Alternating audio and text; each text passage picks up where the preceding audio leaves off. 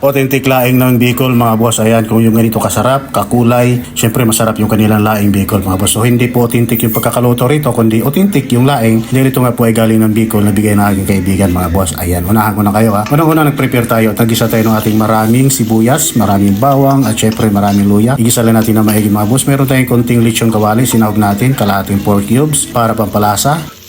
Maraming paminta mga boss. Ayan, para talagang malasa yung ating authentic laing Bicol. Patis pampalasa, nilagyan na natin. Sinama na po natin sa ating paggisa mga sir. Ayan, gisa-gisa pa. Siyempre meron tayong hipon. Ayan, shrimp mga boss. Ayan, siyempre para masarap, malasa. At okay yung ating laing Bicol mga boss. Ayan. Una-una nilagay muna natin yung ating pangalawang gata ha. Siyempre ito yung magpapaluto sa ating laing. Yung laing nga pala natin ay ating munang binanlawan. Pero yung iba kasi hindi na. So binanlawan lang natin para mawala po yung kanyang alikabok. Ayan, at siyempre para lumambot na rin kasi talagang igang-iga siya mga boss.